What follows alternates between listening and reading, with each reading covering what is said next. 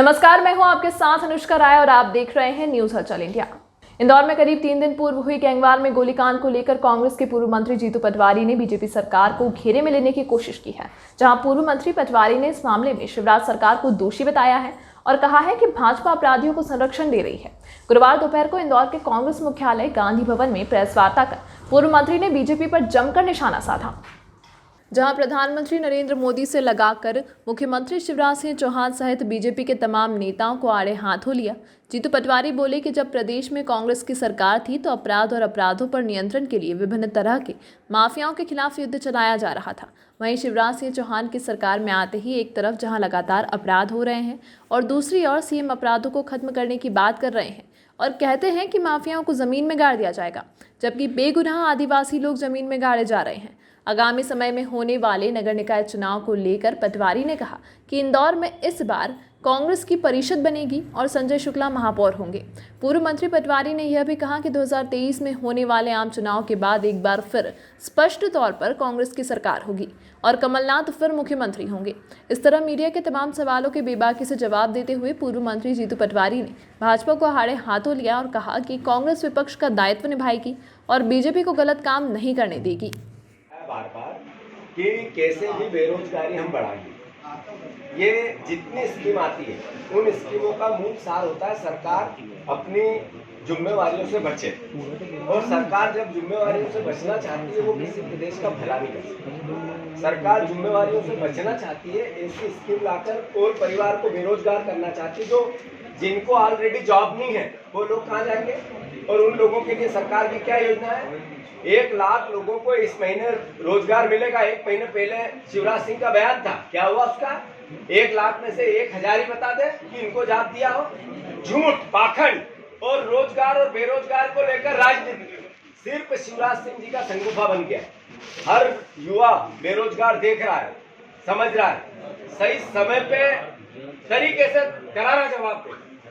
42,000 करोड़ का कर्ज ले चुके 15 महीने। अरे मैं 2,80,000 करोड़ रुपए के कर्ज में मध्य प्रदेश को ये शिवराज सिंह की सरकार लेके आई।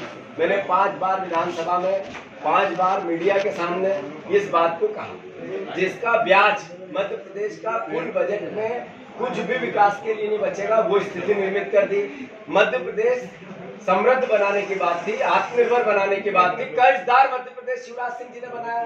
40,000, 44,000, 48,000 करोड़ का कर्ज की मेरे देश के प्रधानमंत्री से 5.5 जीडीपी का और परमिशन कर्ज की बढ़ानी है, ये लेने गए थे शिवराज सिंह जी थोड़े दिन पहले, 1 महीने पहले की बात है। तो ये लोगों ने देश और प्रदेश को बेचने का काम किया है। शिवराज ने मध्य प्रदेश बेचने का काम किया, मोदी ने देश बेचने का काम किया। इसी का तो विरोध करती है कांग्रेस पार्टी और इसी का विरोध करती है देश की मीडिया। उस पर ये इस प्रकार की कार्रवाई होती है। हम मीडिया के साथ हैं। धन्यवाद। कनका जी ने अपनी बात कही होगी, मैं उसको डिनाई नहीं करता, पर मेरा अनुरोध ये है कि लक्ष्य क्या है, मोटिव क्या है? मोटिव है कि देश में जनसंख्या नियंत्रण होना चाहिए अगर देश का भला हो। कांग्रेस पार्टी इसमें सहयोगी है, विरोध क्या है? महत्वपूर्ण जितने भी बिंदु रहते हैं, जो बड़े इशू हैं, उन पे कांग्रेस हमेशा ढुलमुल रवैया। ये कौन सा आपको क्या समझ में नहीं आई? मैंने जो बात कही उसमें आपके समझ में क्या नहीं आया? आप पूरी बात सुनिए। हाँ बताए। मेरा ये कहना है कि जो बड़े इशू रहते हैं उस पे आपका रवैया हमेशा ढुलमुल रहता है। किस मुद्दे पे ढुलमुल रहा वो कुछ स्पेसिफिक में उत्तर दूंगा। राम मंदिर को लेके आपका रवैया, जो राम मंदिर हमने हमेशा से कहा था, राम मंदिर दोनों में बता दूं, दोनों बताओ। राम मंदिर को लेकर कांग्रेस पार्टी ने पहले दिन से ये कहा था आपसी सहमति से राम मंदिर का निर्माण होना चाहिए या कोर्ट जो निर्णय ले उससे होना चाहिए। कोर्ट ने निर्णय दिया, राम मंदिर का स्वागत है। हमने भी, कमलनाथ जी ने और मध्य प्रदेश में उसके लिए कई आयोजन किए। मैंने भी चंदा दिया, फोटो विजुअल भाषण, और इसमें नहीं दिया, गांधी भवन में दिया। विषय ये नहीं है। क्या इसमें आपको समझ में नहीं आई? कांग्रेस पार्टी का पूरी बात उत्तर दूंगा, शांति से सुनो। 370 में कांग्रेस पार्टी ने रेजुलेशन पास किया है और ये कहा है कि 370 जिस तरीके से हटाई वो अलोकतांत्रिक था। अगर कोई देश में निर्माण की बात होती है, संविधान में परिवर्तन की बात होती है, उसको लोकतांत्रिक तरीके से करना चाहिए। हमने वो बात देश की CWC की मीटिंग में रेजुलेशन पास, इसमें स्पष्टता क्या है? दिग्विजय सिंह ने फिर ये बयान क्यों दिया कि 370 को हम वापस लेके आएंगे? आप बताओ कहाँ पे दिया? अखबार में छपी बात? कोई वीडियो है आपके पास? हुआ है, बिल्कुल नहीं है। पाकिस्तानी चेहरा उन्होंने देख कभी, सकते हो। दिग्विजय सिंह जी ने कभी नहीं कहा कि हम फिर से लेके आएंगे। गलत बात है। देख सकते हो। जीतू भैया, स्वास्थ्य मंत्री ने तो बयान दे दिया अपना कि ऑक्सीजन से एक भी मौत नहीं हुई है। कांग्रेस की सरकार जहाँ जहाँ वहाँ तो कुछ आंकड़े आए, क्या कांग्रेस अपने आंकड़े बताएगी? जहाँ जहाँ आप लोगों की पार्टी है वहाँ जैसा से कि जहाँ जहाँ ने पूरे देश में कांग्रेस पार्टी ने एक विजन, अभी प्रेस कॉन्फ्रेंस इस पर मध्य प्रदेश के संदर्भ में 2-3 दिन में भोपाल में होगी कि इस जिले में कितनी मौतें हुई, ऑथेंटिक। हम उस बात को शमशान घाट और कब्रिस्तान से आंकड़े निकाल के पूरी तैयारियां चल रही है, हम आपके सामने पक्ष में रखें। तो जी तो भैया ये तैयारियां कब तक पूरी हो जाएंगी, क्योंकि काफी समय से ये तैयारियां चल रही थी। वो अभी मैंने 2-3 दिन में प्रेस कॉन्फ्रेंस। ठीक है, धन्यवाद। एक फरलो स्कीम ला रही है गुजरात सरकार। क्या एक फरलो स्कीम है। हेरलो फरलो तो बेशर्मी कितनी है? फिर ऑक्सीजन की पूजा करने भारतीय जनता पार्टी का दूसरा मंत्री क्या भांग के नशे में गया था? क्या ऑक्सीजन के सिलेंडर की पूजा करने यहाँ का सांसद क्या शराब के नशे में गया था? क्या बार बार ऑक्सीजन की कमी नहीं थी तो शिवराज सिंह चौहान बार बार नारियल फोड़ रहे थे और आप लोगों को बुला रहे थे, मीडिया को बुला के फोटो विजुअल बना रहे थे? वो क्या चंद्रमा से उतर के उन्होंने किया था? क्या हुआ था? और ये लोग ऑक्सीजन की कमी से मरते रहे। हॉस्पिटलों में ऑक्सीजन की कमी के कारण अरविंदो हॉस्पिटल ने 3-3 बार सरकार से लड़ता रहा, प्रशासन से लड़ता रहा। ये कोई भारत में हुआ था, पाकिस्तान में हुआ?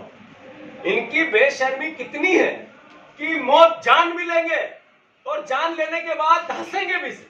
ये इन मौतों पे हंस रहे हैं, इनकी मजाक उड़ा रहे हैं, परिजनों को और घाव पे नमक छिड़क ये बोल के कि ऑक्सीजन की कमी से नहीं। सर एक और सवाल था भैया, एक और सवाल था कि कल मोहन भागवत जी ने एक बयान दिया गुवाहाटी में कि 1930 से लेकर अभी तक मुस्लिमों की संख्या बढ़ाने के लिए फैसला किया गया ताकि उनको वर्चस्व कायम रहे। इस तरह के बयान आज अखबारों में भी है और ट्विटर पर भी, आपकी जानकारी में भी होगा। नहीं, किस संदर्भ में कहा? जनसंख्या नियंत्रण के संदर्भ में। जनसंख्या नियंत्रण कांग्रेस पार्टी का मोटिव था जब तो आरएसएस विरोध कर रहा था।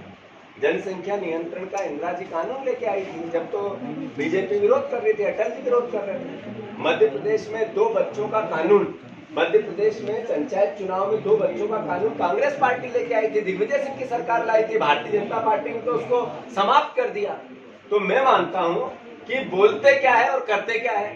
देश की अस्मिता के लिए, देश के आने वाले भविष्य के लिए अगर जनसंख्या नियंत्रण का कोई कानून बनता है तो कांग्रेस पार्टी तो इसका विरोध नहीं करती है। हम तो चाहते हैं देश के अच्छे में हम हर वक्त में साथ हैं। वर्ग विशेष को लेकर वर्ग विशेष को नहीं, मैंने बात की थी मेरे को। जीतू जीतू भैया